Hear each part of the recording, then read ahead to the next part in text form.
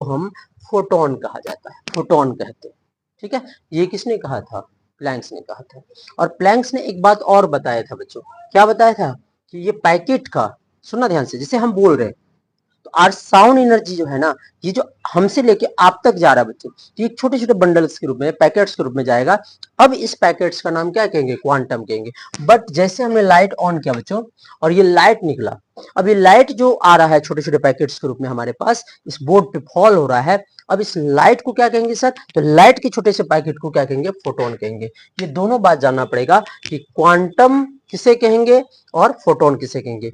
Energy radiation के case में quantum कहेंगे, एनर्जी बंडल्स लाइट के केस में क्या कहेंगे? फोटोन कहेंगे। Have you doubt? No sir. आइए देखते हैं। अकॉर्डिंग टू प्लैंक्स, प्लैंक्स ने एक और बात कहा था बच्चों, अकॉर्डिंग टू प्लैंक्स, प्लैंक्स ने एक और बात कहा था। सर क्या कहा था? कि ये जो एनर्जी का होता है, एनर्जी बंडल का एनर्जी पैकेट है, ये एनर्जी पैकेट का जो एनर्जी होता है, ये जो बंडल का एनर्जी होता है, एनर्जी ऑफ बंडल, बंडल्स, वो डायरेक्टली प्रोपोर्शनल होता है उसके फ्रीक्वेंसी के। Bundle, energy of bundle, bundle का जो एनर्जी होता है वो फ्रीक्वेंसी के डायरेक्टली प्रोपोर्शनल होता है। किसने कहा था बच्चों? ये कहा था आपका, किसने कहा था? किसने कहा था? ये कहा था प्लैंक साहब ने, कि एनर्जी बंडल का जो एनर्जी होता है, ये फोटोन का जो एनर्जी होता है, वो उसके फ्रीक्वेंसी के डायरेक्टली प्रोपोर्शनल होता है। सही बात है बच्चों, जितने ज्यादा एनर्जी का पैकेट जाएगा उतना ज्यादा फोटोन, उतना ज्यादा आपको फ्रीक्वेंसी से होगा, उतना ज्यादा आपको एनर्जी मिलेगा।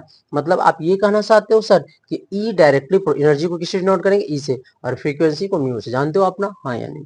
ठीक है, चलो इसको हटाते हैं बच्चों। तो यहाँ पे इसको हटाते हैं प्रोपोर्शनलिटी को, तो एक कांस्टेंट लगाते हैं, यहाँ पे एच लगाया और नहीं।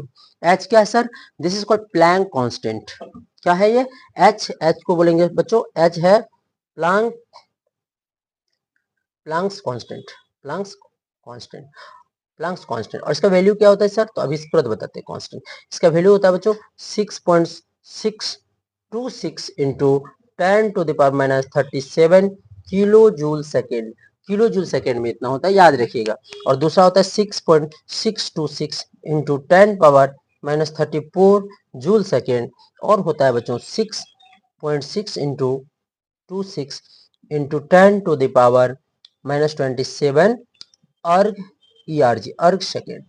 ये एच का वैल्यू, एच क्या है? प्लैंक कांस्टेंट है। और जिसका वैल्यू हमने बताया कि एच प्लैंक कांस्टेंट है यहाँ पे, क्योंकि प्रोपोर्शनलिटी को हटा के एच लगाए हैं।